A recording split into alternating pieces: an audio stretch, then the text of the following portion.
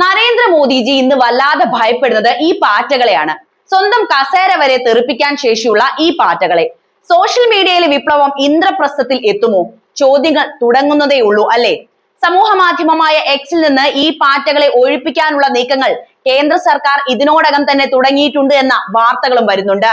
എന്താണ് ഈ പാറ്റകൾ ഇന്ത്യൻ രാഷ്ട്രീയത്തിൽ ചെയ്യാൻ പോകുന്നത്?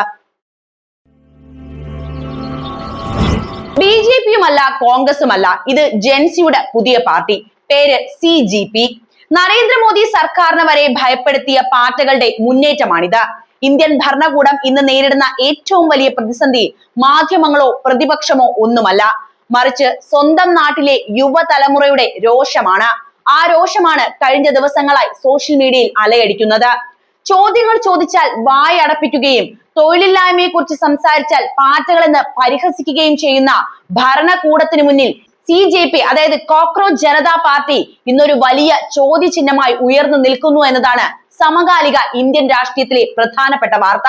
രാജ്യത്ത് തൊഴിലില്ലായ്മ നിരക്ക് വലിയ രീതിയിൽ കുതിക്കുമ്പോൾ വിദ്യാസമ്പന്നരായ ലക്ഷക്കണക്കിന് യുവാക്കളാണ് തെരുവിൽ ജോലിയില്ലാതെ അലയുന്നത്. CMIA കണക്കുകൾ പ്രകാരം ഇന്ത്യയിലെ ബിരുദധാരികൾക്കിടയിലെ തൊഴിലില്ലായ്മ നിരക്ക് ആശങ്കാജനകമാണെന്ന് കൃത്യമായിട്ട് റിപ്പോർട്ട് ചെയ്യുന്നുണ്ട്.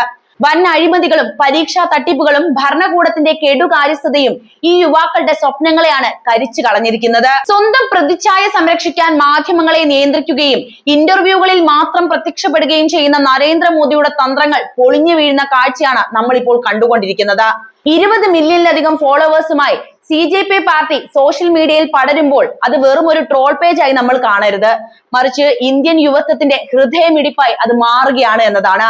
ദേശീയ സുരക്ഷ എന്ന പുകമറ സൃഷ്ടിച്ച് ഈ അക്കൗണ്ടുകൾ മരവിപ്പിക്കാൻ സർക്കാർ നടത്തുന്ന ശ്രമങ്ങൾ അവർ എത്രത്തോളം ഭയപ്പെടുന്നു എന്നതിന്റെ സാക്ഷ്യപത്രം തന്നെയാണ്. അന്താരാഷ്ട്ര മാധ്യമങ്ങൾ പോലും ഇന്ന് ഈ മുന്നേറ്റത്തെ ഏറെ ഗൗരവത്തോടെ കാണുന്നു എന്നതാണ് കഴിഞ്ഞ ദിവസത്തെ റിപ്പോർട്ടുകൾ നമ്മളോട് പറയുന്നത്.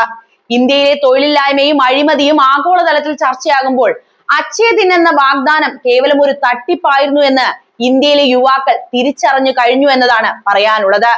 പാറ്റകൾ എന്ന് വിളിച്ച് അവഗണിച്ചവർക്ക് തന്നെ ഈ ഭരണകൂടത്തെ അധികാരത്തിൽ നിന്ന് താഴെ ഇറക്കാനുള്ള ശേഷിയുണ്ട് എന്ന് നരേന്ദ്രമോദി സർക്കാർ ഇപ്പോൾ തിരിച്ചറിഞ്ഞു തുടങ്ങിയിട്ടുണ്ട്.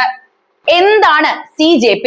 ഇന്ത്യയുടെ യുവതലമുറയുടെ കടുത്ത പ്രതിഷേധത്തിന്റെയും രാഷ്ട്രീയ അരക്ഷിതാവസ്ഥയുടെയും പ്രതീകമായി സോഷ്യൽ മീഡിയയിൽ ഉയർന്നു വന്ന ഒരു പുതിയ പ്രതിഭാസമാണ് കോക്രോച്ച് ജനതാ പാർട്ടി അല്ലെങ്കിൽ CJP. 2026 മെയ് മാസത്തിൽ ഉടലെടുത്ത ഈ ഡിജിറ്റൽ മുന്നേറ്റം കേവലം ട്രോളുകളിൽ തുടങ്ങി വളരെ കുറഞ്ഞ ദിവസങ്ങൾക്കുള്ളിൽ തന്നെ ദശലക്ഷക്കണക്കിന് യുവാക്കളെ അണിനിരത്തുന്ന ഒരു ശക്തിയായി മാറിയിരിക്കുന്നു എന്നതാണ് ഇതിന്റെ പ്രാധാന്യം വർദ്ധിപ്പിക്കുന്ന പ്രധാനപ്പെട്ട കാര്യം.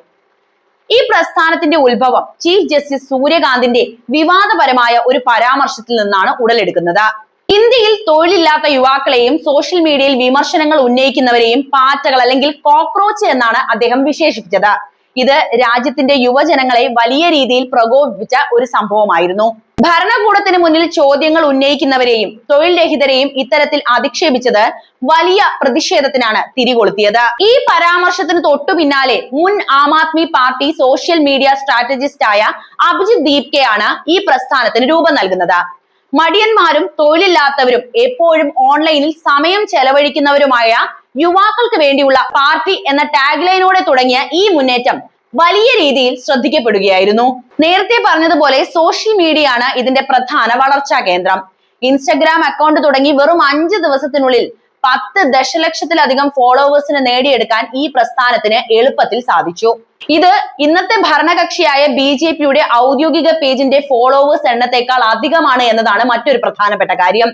യുവാക്കളുടെ തൊഴിലില്ലായ്മ, പരീക്ഷാ പേപ്പർ ചോർച്ച, ഭരണകൂടത്തിന്റെ കെടുകാര്യസ്ഥത, സാമ്പത്തിക അസമത്വം തുടങ്ങിയ വിഷയങ്ങളെ പരിഹാസ്യ രൂപേണ അവതരിപ്പിച്ചുകൊണ്ടാണ് ഇവർ ജനശ്രദ്ധ നേടിയത്. ഈ മീം രാഷ്ട്രീയം പരമ്പരാഗത രാഷ്ട്രീയ പാർട്ടികൾക്ക് വലിയ ഭീഷണിയാകുന്ന രീതിയിലേക്ക് വളർന്നു കഴിയുകയും ചെയ്തിട്ടുണ്ട്. ഈ പ്രസ്ഥാനം വെറും ഒരു ഡിജിറ്റൽ തമാശ മാത്രമല്ല എന്നതിന്റെ തെളിവാണ് അവർ ഉയർത്തുന്ന ആവശ്യങ്ങളും അതുപോലെ തന്നെ പ്രവർത്തനങ്ങളും. റോത്തക് പോലുള്ള സ്ഥലങ്ങളിൽ ഇവർ തെരുവിലിറങ്ങി പ്രതിഷേധങ്ങളും നടത്തിയിട്ടുണ്ട്. മാത്രവുമല്ല, പ്രതിഷേധക്കാർ പാറ്റകളുടെ വേഷം ധരിച്ച് ശുചീകരണ പ്രവർത്തനങ്ങളിൽ ഏർപ്പെടുന്നതും സോഷ്യൽ മീഡിയയിൽ തരംഗമായ ഒരു വീഡിയോ ആയിരുന്നു. നമുക്കറിയാം, നമ്മുടെ അയൽ രാജ്യങ്ങളായിട്ടുള്ള ബംഗ്ലാദേശിലും നേപ്പാളിലും നടന്നതുപോലെയുള്ള യുവജന മുന്നേറ്റങ്ങൾക്ക് സമാനമായ അലയൊലികൾ ഇന്ത്യയിലും ഉണ്ടാകാൻ സാധ്യതയുണ്ട് എന്ന വിലയിരുത്തലുകൾ രാഷ്ട്രീയ നിരീക്ഷകർ പങ്കുവെക്കുന്നുണ്ട്.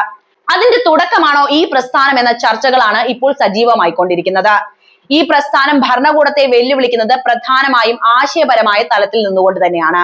യുവാക്കളെ അവഗണിക്കുന്ന ഭരണകൂടത്തെയും അവരെ അധിക്ഷേപിക്കുന്ന ഭരണഘടനാ പദവിയിലുള്ളവരെയും ചോദ്യം ചെയ്തുകൊണ്ട് വോട്ട് ബാങ്ക് എന്നതിലുപരി ഒരു സംഘടിത യുവശക്തിയായി മാറാനാണ് ഇവർ ഇപ്പോൾ ശ്രമിച്ചുകൊണ്ടിരിക്കുന്നത്. സമൂഹ മാധ്യമമായ എക്സ് ഉൾപ്പെടെയുള്ള പ്ലാറ്റ്ഫോമുകളിൽ സർക്കാർ ഈ അക്കൗണ്ടുകൾക്കെതിരെ നടപടികൾ സ്വീകരിച്ചിട്ടുണ്ട് എങ്കിലും പുതിയ അക്കൗണ്ടുകൾ തുടങ്ങിയും പ്രസ്ഥാനം മുന്നോട്ട് പോവുകയാണ് ഇപ്പോഴുള്ളത്. പരമ്പരാഗത രാഷ്ട്രീയത്തിന്റെ ചട്ടക്കൂടുകൾക്ക് പുറത്തുനിന്ന് യുവാക്കളുടെ ശബ്ദം ഉയർത്തുക എന്നതാണ് ഈ പ്രസ്ഥാനത്തിന്റെ ഏറ്റവും വലിയ വെല്ലുവിളി.